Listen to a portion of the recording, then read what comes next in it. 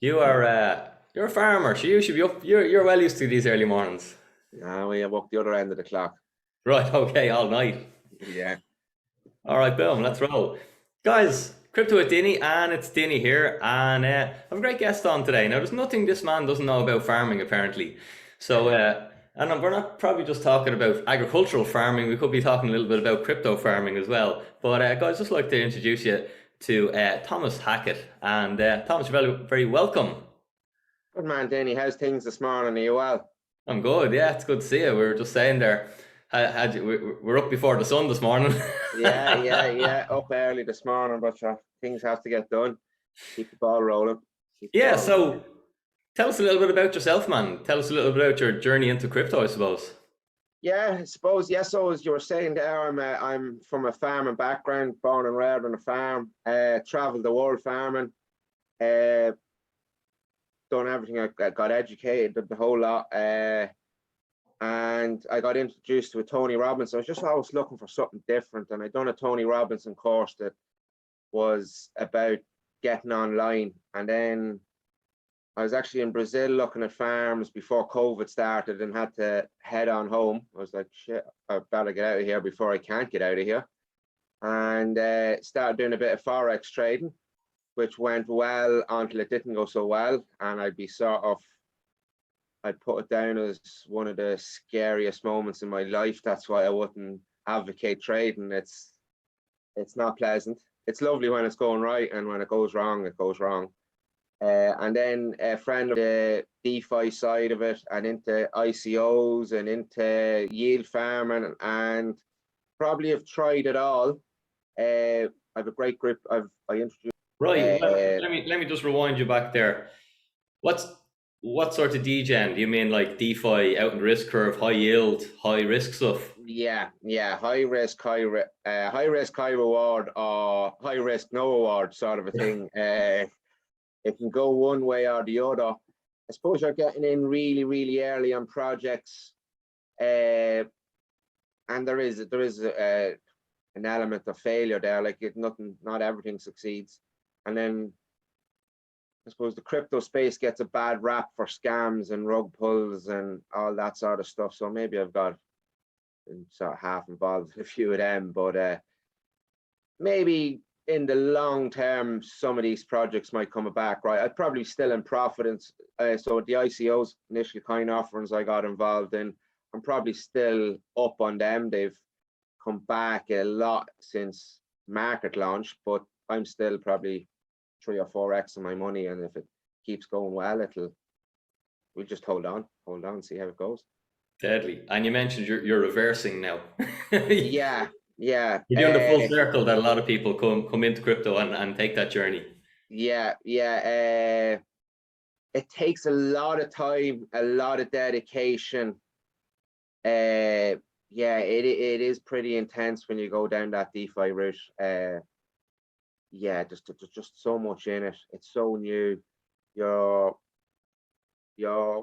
think on one of the groups I used to was in, the guys you say one the nosebleed section. You're actually that far out ahead of the people that you're getting the whack in the face. Right. So that's what it is. So probably, and then when you look back on it, if I had you could spend less time and stick with Bitcoin and some strong alts, and probably be financially as well off. So that's for me one of the things, that it's a lot of work for unknown results, if that makes sense. Yeah. No, I'd completely agree there. That sometimes you can put a lot more work into it and you're not really getting that in return, but you're taking on much more risk. Savage risk. Yeah, so Savage risk. Me personally, it's not quite worth it. I do my bit of DeFi, but I do it more on the bigger platforms and with the more the larger alts, I suppose, and mostly Ethereum, if I'm honest. Anyway, that's awesome. Tell me, Bitcoin and crypto, what do you like about it then? What attracts you to Bitcoin, we'll say? I suppose initially the first thing that attracts you to most things is the ability to make money. And then once you go down that, once you get educated in it and understand what it is, I think it's the coolest thing ever.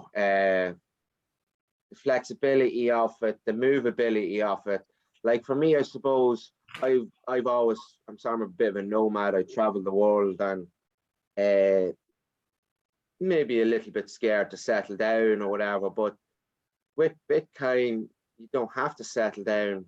I suppose if you use you as an example with your gyms, you're sort of stuck with that gym. You can't just decide in the morning, oh, I'm going to do the gym in Cork or I'm going to do the gym in Spain.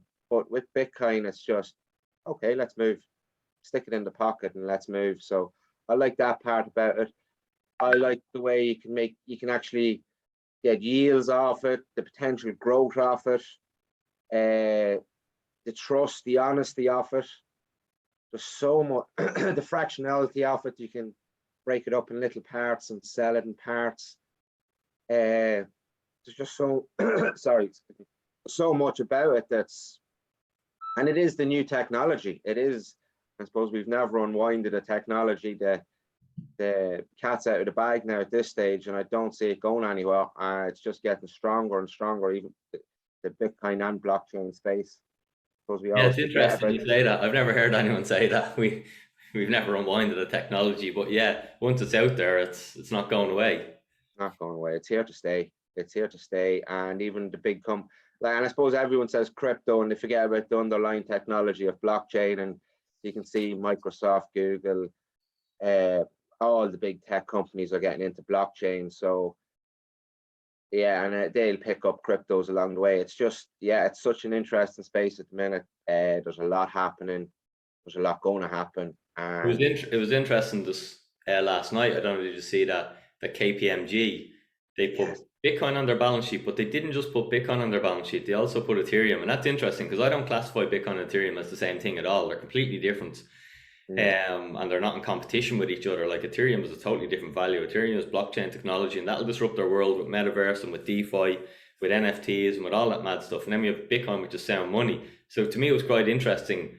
I would have expected them just to put Bitcoin on their balance sheet, but the fact that they took exposure to everything else, I suppose it is prudent because both are equally disruptive. A disruption of money itself and a disruption of of of the value that how value works on the internet, and the fact that they took both the assets to sort of hedge themselves against both disruptive technologies that we have. It was pretty awesome, and I put a little post out today in our Facebook group, and I was just like, big fish are coming, lads, and it yeah, seems to be the way it's going and going to go.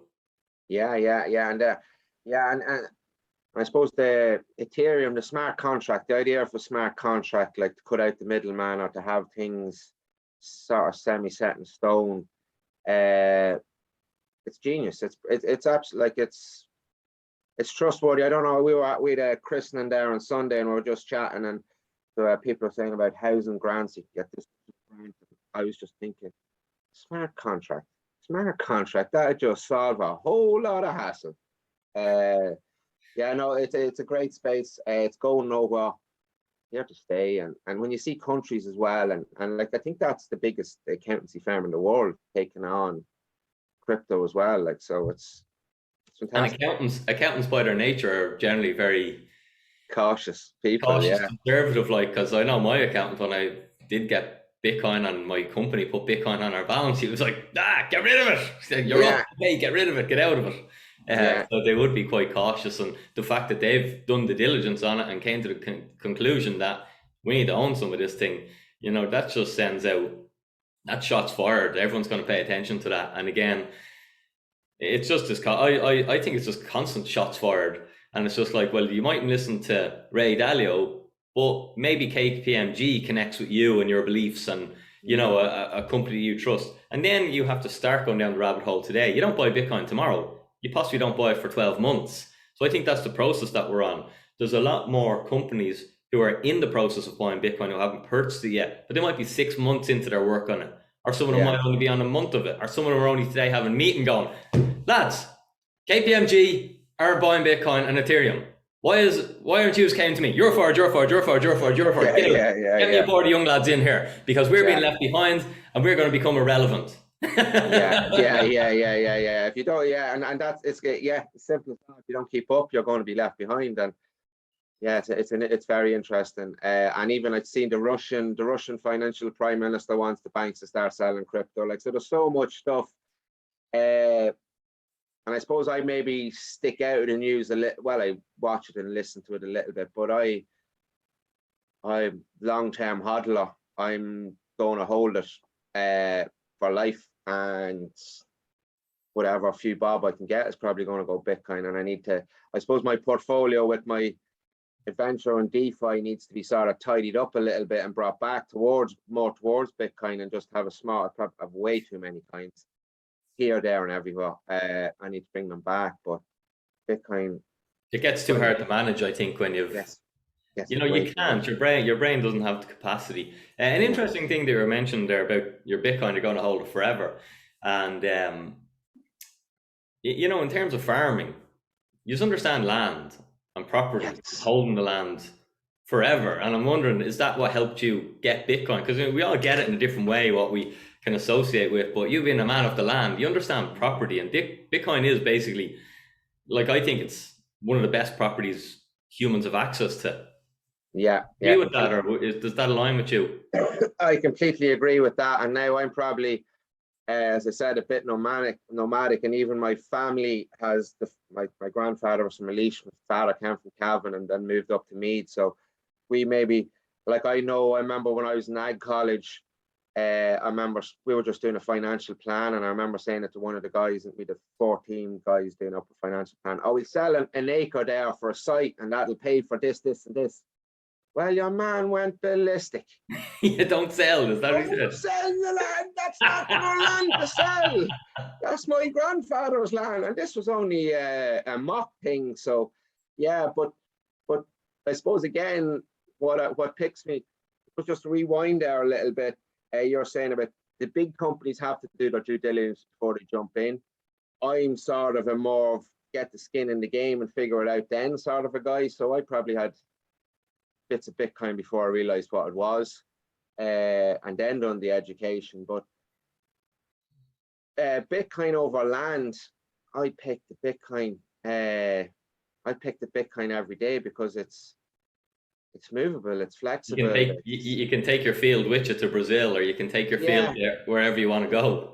yeah, and it's going to be the same price, which is cool. Like you can't really move your acre. Like you even your acre of ground in Cavan versus your acre of ground in Cork. Like there could be $5,000 or $7,000 or euros of a difference there. I was talking dollars now with the With the crypto crypto, scene, we're but dollarized. It's terrible as yeah, Irish men. yeah. Hopefully, I'll move into Satoshi talk soon enough if I can get the head around that. Yeah, that'd be the right job. That would be the right job. But no, the farming, yeah, I just see it. And even I had this conversation with a few farmers land over Bitcoin, and it's the usage of the land and to pass it on to the next generation. But to use that land, you have to add more energy to it. You have to add animals, you have to add fertilizer, you have to add time. Uh, and I'd probably make more of a return on my Bitcoin than the farmer's going to make by not adding any energy, by just having it. Sure, yeah, Uh, good point. even like so on a simple just staked or on a savings account somewhere, I'd probably make 5% or up to 7 or 8% if you well, and if you wanted to go DeFi, you can go even higher percentages, but that's going to be a bigger return than the farmer's going to make on that acre of land. And he can't move it, and he has to do 12 hours a day. And uh, here's one for you, Dinny. What the cows drink? Don't know. Uh, Water. yeah, yeah. Most people fall into milk, but it's a funny I thought one you were going there. to tell me they didn't drink or something. Yeah, yeah, but like I was actually just checking it out yesterday. Like you can buy 2 liters of milk for 220 or 2 liters of water for 330. Wow, genie, what the You hell? know, a lot of people don't cop that on, and even like I think the farmers only getting made for that 2 liters. The farmers maybe getting 80 cents. for Right, they're that getting for squeezed. that. Yeah. They're getting squeezed, and even a kg of the nicest beef in Lidl or Aldi is probably rolling around 27 to 30 euro a kg, and the farmer's getting paid maybe 450. Yeah, So it's really interesting what you said there about the land and the energy. And then if I relate that to Bitcoin, it's like, and if I own land, like a field or anything, as you say, I have to work it, I have to put energy into it, I have to put hours into it, I have to spend money on it for it to generate the yield. And but if I have or I have to get other people to do it and I have to pay them to do it. mm, But with my Bitcoin right now, there are people all over the world working, and I don't have to pay them, and they're working to make my Bitcoin more valuable. They're building tech upon tech on this. They're making Bitcoin more secure. They're promoting the network. They're doing partnerships with other companies. They're speaking to board of directors to tell them why they need to own Bitcoin. So I basically have an army of people. We both do. Anyone who yeah, owns Bitcoin is an army of people who all work for our good, and we don't pay them a penny. Like, that is a really interesting narrative. Versus in the yeah, physical property, it's us that have to generate, to maintain the physical property. If it's a house, we have to paint it, we have to get the people in, we have to fix the washing machine. If it's a field, we have to farm it, we have to put the animals on it, we have to buy the mm, feed, all the sort of stuff. But with the digital property, we've a one-time cost of just yeah. purchasing it, and then And, all we and have to do is hold it. yeah, and then even then when it comes to the next generation, whether it is a house or a piece of land, I know in rural Ireland there's families have a lot of families that fall out over land, but with Bitcoin you can split it up, and oh, I got the wet field and you got the good field. Yeah, yeah, yeah. You got the one with the road frontage and I got the one out the back with the trees on it. Really good, Now yeah. it's too small either for us to do anything with it. We get hit with a big tax bill and we have to sell it or whatever it is. But yeah, it's so much more flexible, and as well, you can stick it in your arse pocket or you stick it in your head and leave. Take it Uh, with you wherever you want to go. Yeah. yeah. No, it's a Yeah. superior technology that way as well, and it's Some really and the growth aspect of it too. Like, I suppose we do get bubbles and busts in land prices, but it's never gonna. Well, I don't think has anything kept up with the price of Bitcoin in the last 10 years. 30 No. million percent. No. Yeah, no. Will it do it again? It's hard to know. Will it do it again? But as you said there earlier on, there's so many big boys coming to the table. Even if it only done 1,000% over a decade, it's still probably one of the best things you can own. Yeah, Your yeah, equities are doing 12% a year. yeah. It's unreal. It's unreal. And I just done a little figure last night. Even with if it went at a 10% inflation on for the next 8 years, it's going to be 110,000. Like, and that's the inflation or the devalue of the dollar or the euro at 10% a year, and Bitcoin just standing still. Not Yeah. No Bitcoin effect as such, and it'll be $110,000 by Hard to 2012. see that happening when we see, like, what I like to focus on is the network and that, like, the customer base. Because Mm, that's what Jeff Bezos, I remember him being interviewed, and it was like, what did you focus on when Amazon was growing and the stock was so volatile? Because it pulled back 50%. And one time it pulled back 95%. That's your crypto portfolio. If you have 100 grand today, you wake up in the morning, you have 5 grand. Like, how would that yeah, feel? All right. But Amazon done that. And the reporters asked him, and he said, Jeff, what's the crack? And he said, I focused on my network. There was more people. We were getting more customers every year. And I knew that if my network expanded, my price would take care of itself. And right now, Bitcoin's network's expanding. KPMG just bought it. yeah, yeah, Like, yeah, there's yeah. more people And the supply is reducing. Exactly. That's why it's like a golden cross. You have the supply of it going this way, and you have the demand for it going this way, and that's why the price of it is going that way. Yeah. No, it's ingenious, and it's as you say, sound money as well. Like, it is. It's not printed. I think the printing of money now at this stage. I done a little video there last week on it. It's gone out of control altogether. I even seen a little one there yesterday. There was a guy in Home Depot. He's changing out dollars. He done a rug pull on at Home Depot. He's switching out the dollars at the till. He got away with 390,000 over a 3.5 year period, putting in fake money for fake money, really. Okay. He's swapping paper for paper.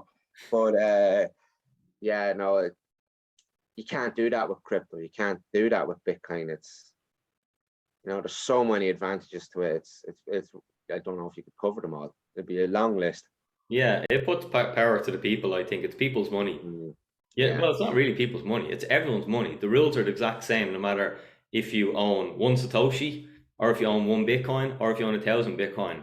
Is everybody follows the same rules. No one can change the rules. No one can skew the game to their advantage. So it makes it a very level playing field that Yeah. the only way to get Bitcoin is to produce goods and services that are of value to the world. That's the only way to get Bitcoin. You can't create them. No, nobody has an advantage that, well, I have to work for my Bitcoin, but he gets just to create Bitcoins out of fresh air and give them out because he thinks that's the right thing to do. And all my Bitcoin that I hold now buys me less things. I don't think that's fair on me. Yeah. That can't Yeah. happen. That's what I like. It's just governed by rules rather than rulers. There's no humans in charge. It's just a system where everyone is treated as equal and no one has an advantage on anyone else. So you're forced to do good. The only way that you can accumulate Bitcoins is to be of productive service to the world. Yeah, that's a lovely way of putting it. I like that, rules rather than rulers, because there is so much funny stuff happening. Yeah, no, yeah, and it just gives sovereignty. It gives you your own. You become like you can become your own bank. Like you can, like the way that's even you can loan off it now. You can save off it. And with that, you get empowerment. And with empowerment comes a bit of responsibility, and one doesn't come without the other. But it definitely has the potential to make a better world. Here's a question for you, because I've noticed this with my podcast, and I noticed this personally. Does owning Bitcoin make you feel like, you're not as worried about your future?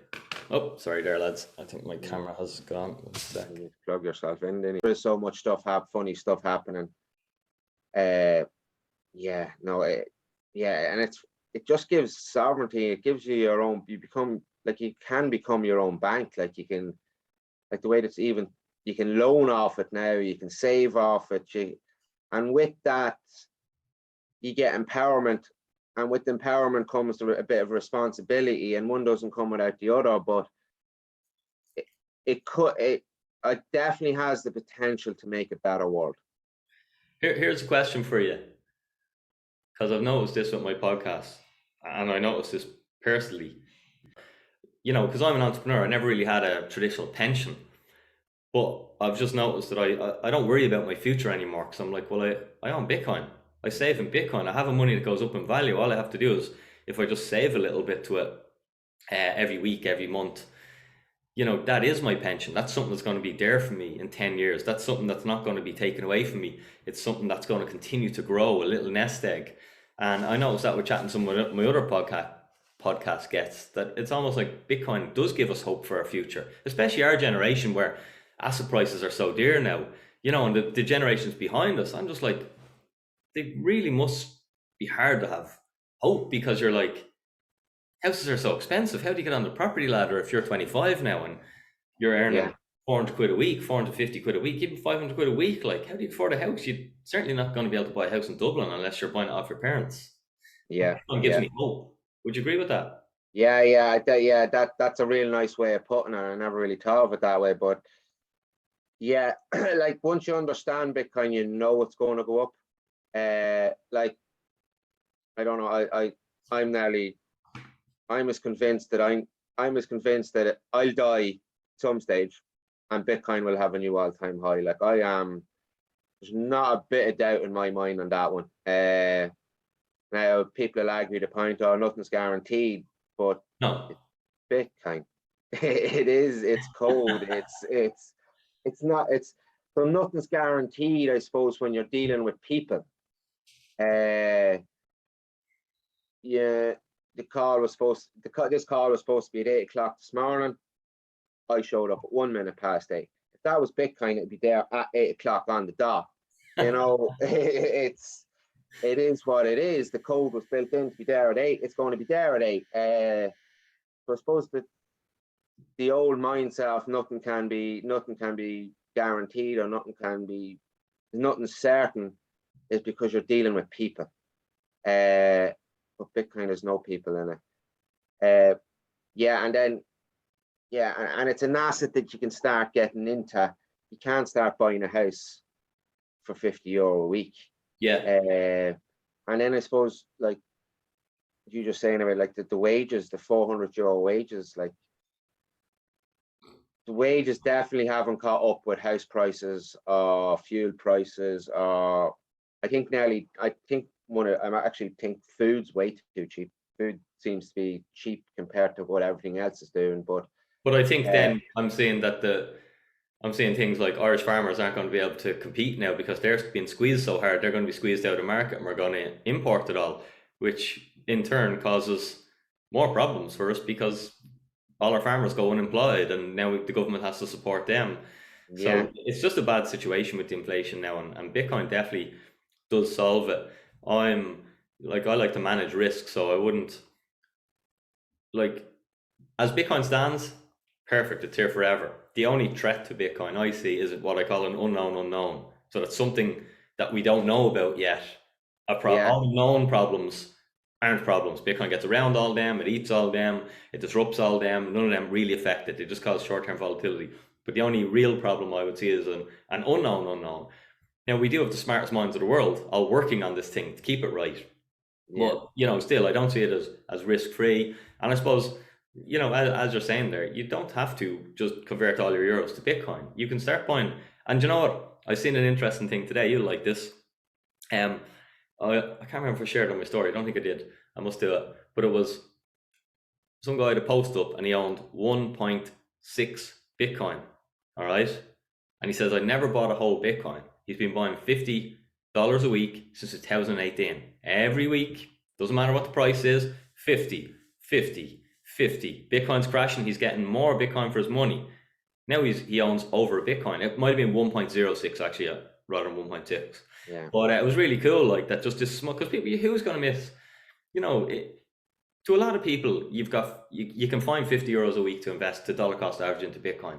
You can give up, like I call it my risk-free strategy of when I yeah, lived in a yeah, mobile home. Yeah, I've told you that story. yeah, You give up drinking coffee. There's a few quid saved. It's free money because you'd spent it on something. You give up buying cases of beer every weekend. There's another 50 quid a week saved. You just give up stuff. You don't buy fancy new runners every 4 weeks. Like you just get one pair and you get leather ones and you use Jif to clean them all the time and they look like they're new, but really they're 2 years old. You yeah, buy yeah, laces for them once a year, but these are ways that you can find money out of fresh air because you already spent it on stuff. And you can yeah, dollar cost average into Bitcoin. And like that guy, he now owns over a Bitcoin by buying 50 quid a week in it. And that's amazing.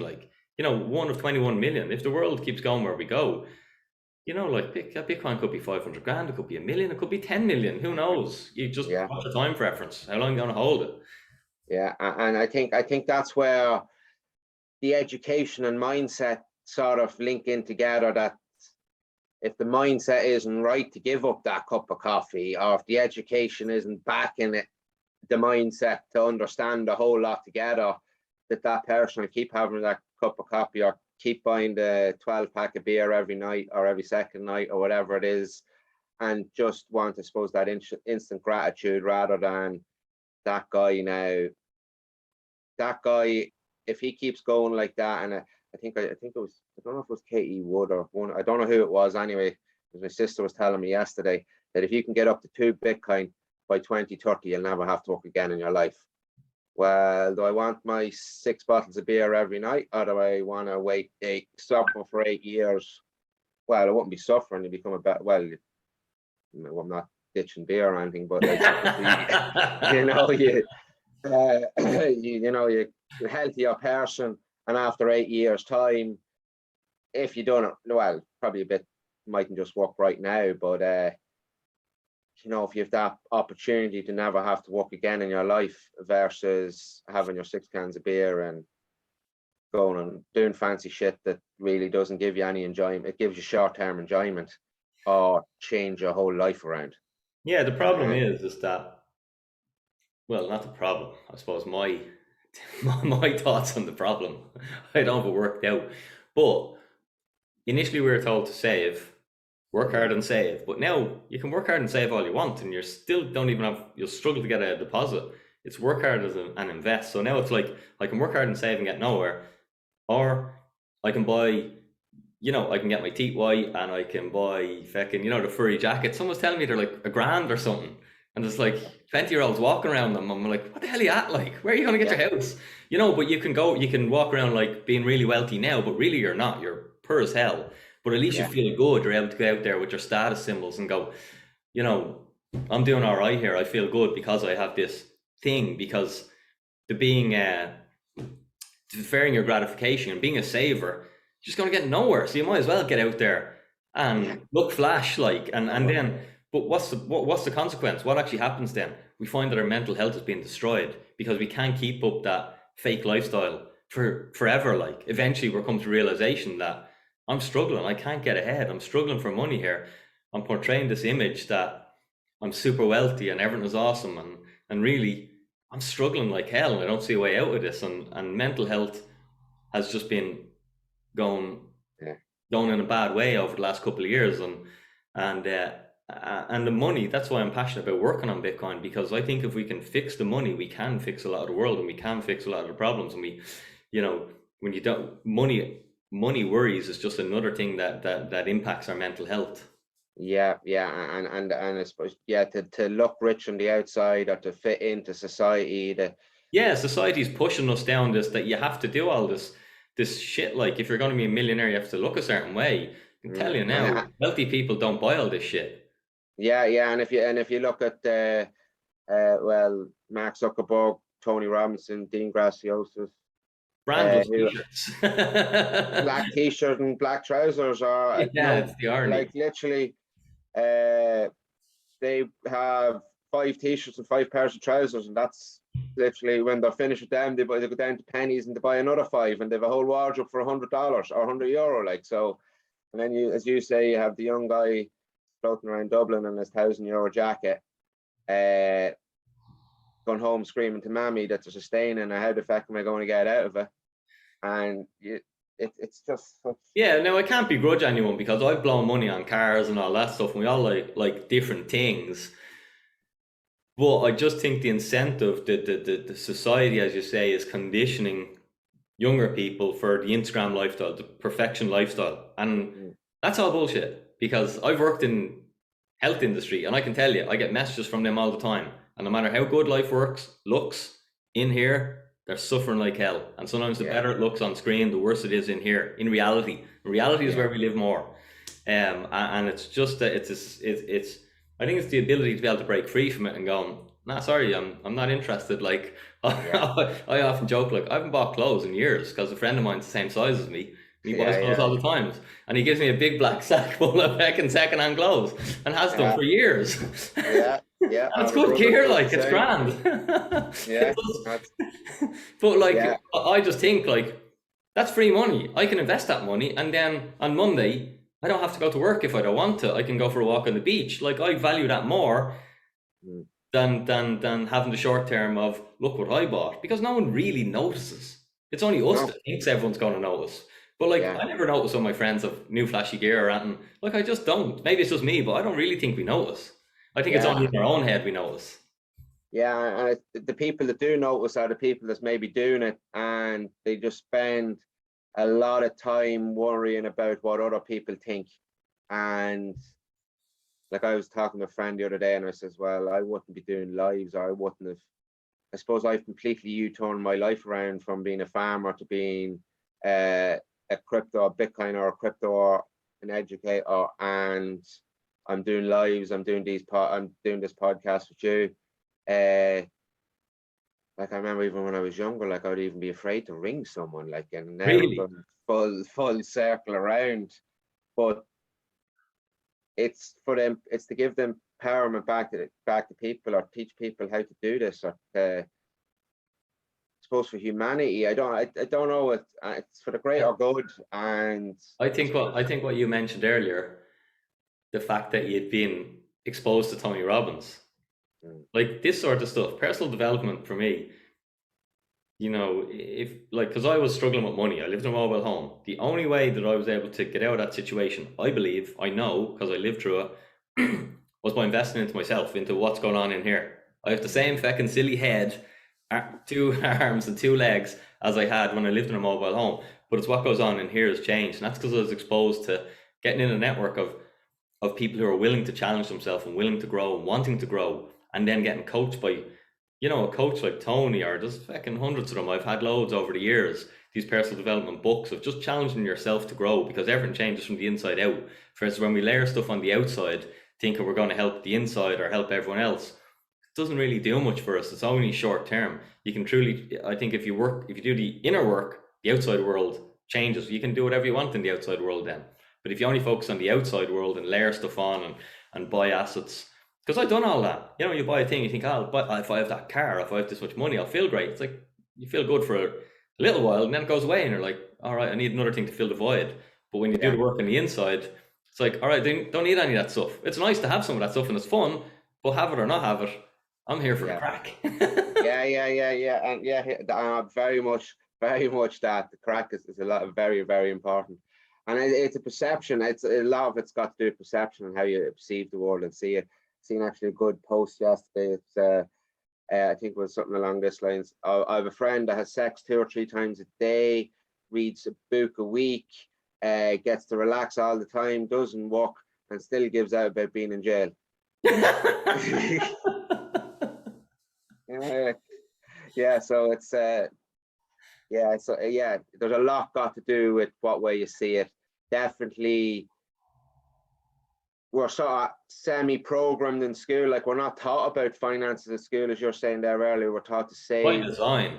Yeah, I and don't know, like, but we're not. It's certainly, to me, it's there's a lot to be answered for in our education system, and like that is causing the problems that we're living through today. Is that I didn't learn anything practical. No, that's unfair. I learned a lot of practical things, but I think there was a lot of stuff missing that I yeah, should have been taught. I should have been taught the, you know, the basics of running a business. I don't need to do algebra. Like, I can't do that. You yeah, know, I struggled. That was just a waste of time for me. I have this in my hand, 24 yeah, hours a day, 365 days. I don't need to be able to multiply and do that stuff on paper. I just don't need to be, not in this day and age. Nor do I need to be able to remember anything, because that has Google and I just type in yeah, anything. I need to be able to work out how to solve problems and get information and make decisions on the information I have. That's what I need to be taught, as opposed to just how to remember stuff. Because I'm a very forgetful person, so I'm not good at that. So for me, my school experience would have been, you know, you're an idiot. Like, you'll never amount to anything because you were always one of the thickest in the class. You know, and then yeah, you bring those beliefs with you until you're fortunate enough to come across some sort of personal development. And I'd argue that if I never came across any personal development, well, I would still be living with the belief that I'm a tick and I'll just do yeah, what I can to get by, because I was never a smart lad in school. You know, and that's why I think the personal development, the getting a coach and growing yourself and learning that everything in here, your thoughts control your reality. It's yeah, it's amazing, and that's why I do like to try and teach people that, because investing and getting wealthy and all this stuff, it's more to do with that, I think, than anything else, than the job you get or the skills you have. It's more to do with what's going on in the head, I think. yeah, yeah. And even you're saying there about the school forces you to remember, not understand. Uh, I've seen that throughout education and college or whatever. People could remember stuff, but they didn't have a clue what they were talking about. They could remember lines on a page. I've often was yeah, and another thought just added that one is in society, I suppose we're taught go to school, go to college, and even college is nearly outdated by the time you get out of it. Like, it's a bit funny, that one as well. And then go find a girlfriend, go find a house, go get a job for life, get a house, have kids, boom. Now, that sort of a model, I think, or I feel, was built maybe back in the early 1900s, when you lived till you were 50, 55 maybe. Now we have an extra 20 years. So it's a thought I had as well back in the time was, I have an extra 20 years of life. Where do I want that? Do I want to stack that at the end, or do I want to pull it forward? So I've been, as I said, lucky enough to travel the world, because I had 23 years from I'm still 30, 36. I'm still a 4 3 years left to go, if you know what I mean, Yeah, before I yeah. have to catch up with the previous generation. So, and that the traveling has definitely opened my mind and seeing different countries and different cultures and Travel's seeing. amazing. Yeah, yeah. I think for me as well, getting out of the country, being Mm, you should get kicked out like as part of school. Be like, get out there. yeah, You don't see it for 3 months or 6 months or a year, yeah, because gone. travel is personal development and travel are probably the two of the biggest needle movers, I think, because you get to experience different cultures, you learn different things, you see different things, you get out of your own world. I think as well as that in You get your off the town. tip. Now, I know this is very off topic, but we'll get back to crypto now. Finish this. Yeah, In your town, okay, you're known as, let's say, you're Dinny Collins, the lad that was shit at football, and you know, yeah, so you're sort of trapped. You've all these walls around you of who you are. You can never change from that because everyone in the town knows you as that. You can't yeah, break free of that. It's like a prison. But when you get out of somewhere and nobody knows you and you go to new lands, it's like a fresh start. I don't want to be that guy. I don't want to be that shy guy. I don't want to be the guy that's afraid to ring people anymore. Nah, I'm Dinny Collins that does a bit of training and has a bit of confidence and has good yeah, energy and isn't fucking moping around all the time. yeah. You Love it, know, and love it. that's one of the great things about travel and moving. Anyway, I'm We trying. better get back on topic. Tell Back me, on topic. tell me a little bit about what you see yourself doing in 5 years. Because as you mentioned, you're into the education space now. You're helping the Yeah, farmers understand about a different type of land. yeah, yeah. Yeah, I suppose it's a personality trait of mine, and I suppose if anyone has worked with me, either guys in Saudi, guys in America, guys in New Zealand, anywhere I've worked, or even a funny little thought yesterday. I saw a thing on, I think it was Australian Outback Truckers, and I seen the guy with a white mark in the window. And I was like, that's fucking genius. And I said it to my brother. Yeah, found a white marker. I said it to my brother yesterday. Look at this, look at this. Can you ever see that you can white board marker on a window, you can wipe it off? I think it's genius. Yeah, that's the 10th time you told me that. And I was like, well, have you implemented it in your life yet? I think it's brilliant. No, but I'll tell you another 2 times until you do. And wherever I've worked, if I found a handier way or an easier way or any sort of a way, I've always been a very much of an open book. I don't hoard information. I love to spread information. I think maybe my purpose in life is to educate people or teach people what I know. And that's where that Tony Robbins, Dean Graciosa's KBB really hit me, when Dean says, if you have a bit of knowledge or a bit of information that you go to the grave with that and you haven't shared it with humanity, you're doing a disservice to humanity. But the education or the sharing my information has always been part of me.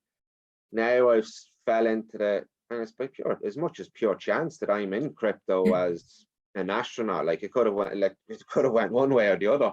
And now I want to share that information. And I suppose the mindset, but just I suppose after falling in a little pothole there on the mindset side, I think that's so important. So I am in the process of developing a course. It's probably going to be a pretty 3-month intense course where we're going to bring people through the whole process of crypto.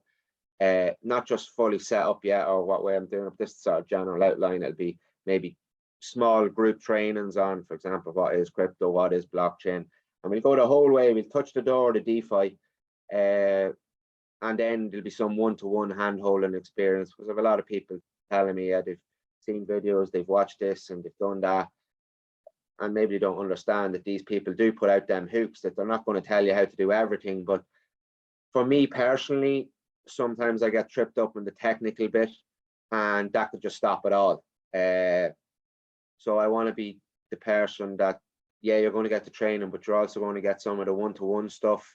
So if you have any problems, I'm here to help you. And then some of the mindset stuff to get out of your own way. I think it's something that people always do, is get in their own way. It's our own thoughts that stop us. And I suppose it was actually a nice little thought I had the other day, was our future worries is determined by our past traumas as such. And if we can let go of what happened in the past and live more present, we'll have a whole lot better lives. But just instead of clogging your head up, worrying about shit that might never, ever, ever, ever happen. Like, We all do yeah, it. I yeah. do it So all the time. yeah. So if you can get more, but so I think the whole combination of crypto slash mindset leading to passive income, leading to another source of income. And if people invest now, and it depends on people, like what people have at their disposal, but there is people out there that could completely change their lives around. Completely. Like the difference on having money in the bank versus money in crypto. Like I just use an example of around if you, and it's a lot of money, 300,000 euro, you could get maybe €1 interest a year on that, or you could bring it over to a crypto platform, leave it in euro, don't even put it in crypto, and make up on 30,000 a year on that. That's that's like another salary nearly, you know. It's so yeah, I think that's that's where I'm going with it, Dinny. Just getting started, and I have invested in. I have a few coaches there helping me along. I think the crypto space or the online space is so cool because I think I saw might be a bit. I don't mean to do any harm or do any disjustice to a coach, but I nearly see a coach as a tradesperson. That if I was going to set up a gym, I'd need to get trainers. I'd need to spend a fortune on gear, equipment, bricks and mortar. On the online space, you don't have to do that.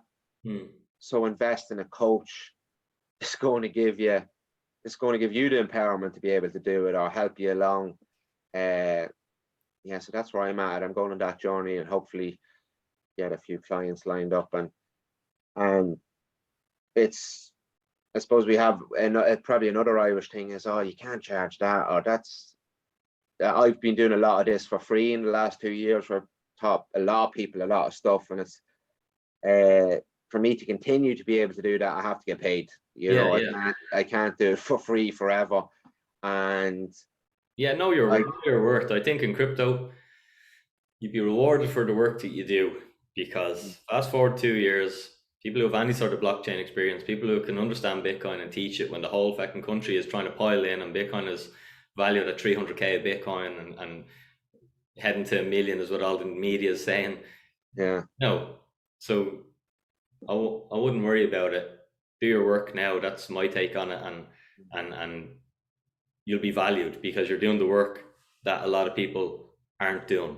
So then you're going to have the knowledge and experience that a lot of people won't have but will need. Yeah. And I think the education side of it, I think, yeah, you can jump into it yourself, no problem. I think there's a lot of people out there that have made the jump into the crypto world, and they're probably maybe the risk takers, and we're now getting, probably the risk takers might be all, not that they're all taken up, but it's more cautious people that need a bit more hand holding. I think the education side of it is very important because it is a new space and it is very easy. Like, it's click of a button, gone. Or click of a button. It's there's two types of people, not two types of people. I was both. One person, I want to do it myself because I want to save money. Then I learned, like you just mentioned, if I invest in a coach, whatever money I pay that coach, I might get 10x back. Yeah. I might earn 10 times what I paid for that course. So, and it's just the old thing in business. If you can spend €1 to get 2 back, every time you get €1, just keep spending it to get another one back. You know, so if you can invest, that's what I think you can opt. You can learn yourself, and you'll probably have heard Tony Robbins say this because that's where I heard it. You can learn from yourself, and you can become a master over a decade, or you can pay someone to teach you how to be a master in a weekend. And you get a decade to profit from that. You know, so I think coaching is just, some people don't want to do coaching, whatever, but like, to me, coaching, because I've had loads of coaches in crypto. I've paid a lot of money to train with some amazing people, and it's paid off tenfold. And I wouldn't have had the success had I have not. And that's what allows me, my education allows me to teach everything I've learned now and to give value with that. And again, in turn, people are like, yeah, Jeannie, I'm at this 4 years and I've done nothing, Dinny, because I was doing that wrong, that wrong, that wrong, and that wrong. Yeah. So our job is to help people to optimize their strategy and to basically fast forward their success. Now, I want to finish up and I want to ask you one very important question. What do you think?